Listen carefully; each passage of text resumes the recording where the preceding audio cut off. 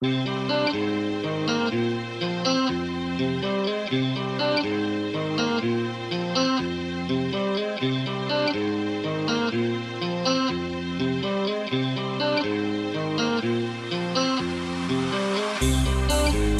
a castaway, island lost at sea. Oh, nothing lonely there, no one here but me. Oh, more loneliness. Hi, I'm Josh. This is a video tutorial on our 4-week training program on how to juggle a soccer ball. Each week, we will be building upon key motor control skills and concepts. Our goal is to progress our novice through EXSC's 3 stages of learning: cognitive, associative, and aiming to reach the final stage of autonomous.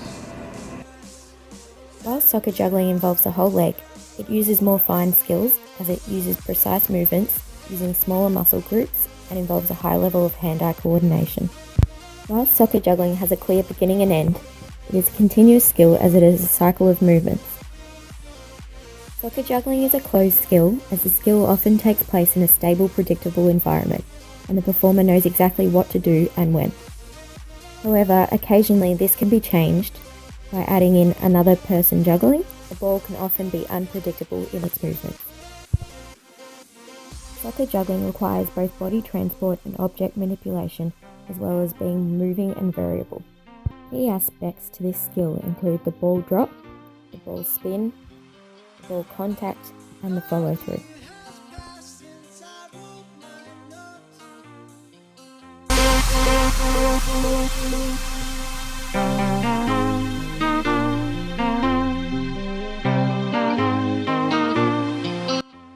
During week 1, the learner was at the cognitive stage of learning. This is where the learner attempts to understand how to perform the movement skill. They can learn this through observation, verbal feedback, or their own sensory feedback. It is critical that the novice has optimal balance and stability before attempting to juggle the ball. Focusing on creating a lower centre of gravity, then progressing to include environmental and external variability, such as the wobble board or pressure from another person, will help the novice to learn how their body factors into the skill. The ball is introduced last, so they have a base of knowledge to then start building the other components onto.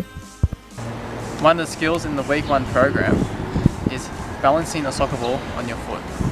This exercise is going to promote stability and balance, as well as ball familiarisation.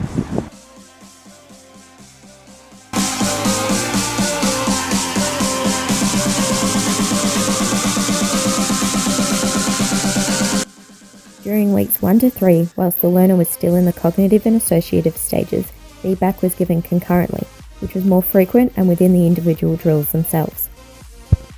In week 4, we began to give terminal feedback, as the learner began to become proficient in the skills and no longer needed each step of the skill broken down and analysed. This feedback was less frequent at the end of the task if needed, to avoid redundant information and to encourage intrinsic sources of learning and feedback. Augmented feedback gives guidance, motivation and reinforcement to the learner. Knowledge of performance was given week by week during the training sessions to allow the learner to understand and learn from the actual movement patterns themselves. Knowledge of results was given before and after testing to motivate the subject to perform better than previously and understand the performance criteria. Some feedback from this drill would be to bend the knees and put your arms out so you have better control and stability. And also another tip would be to point your toe up and while moving your leg, so you keep the ball in a balanced position. Becoming familiar with the ball and understanding how hard to kick and predicting where the ball will go are important elements of soccer juggling.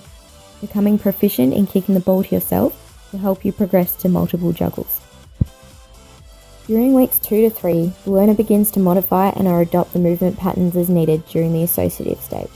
So they begin to understand how the various components of the skill are all interrelated, and they modify and adapt the movement pattern as the movement situation demands.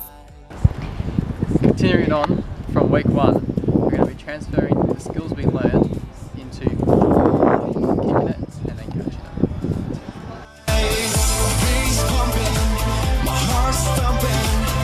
Hallelujah, we are smoking green. Got the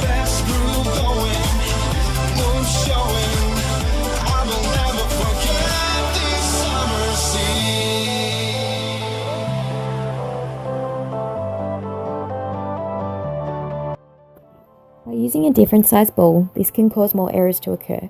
However, it would ideally make the normal size ball easier to juggle. The novice would be able to transfer back to the original ball with more success, in turn increasing the number of juggles.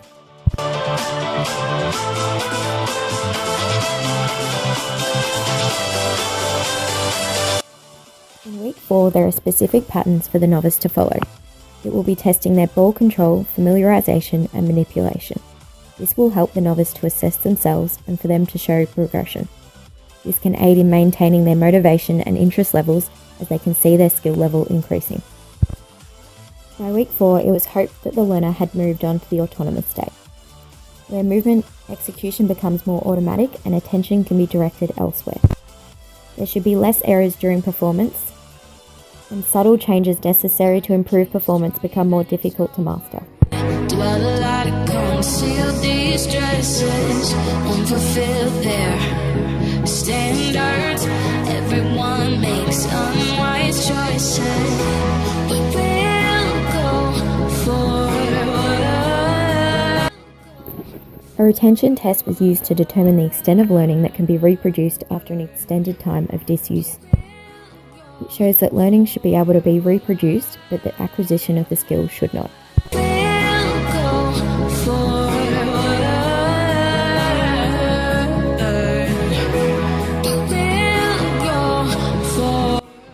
Transfer test is used to assess the adaptability of the skill learned. We did this through changing the environmental context by adding in a second juggler.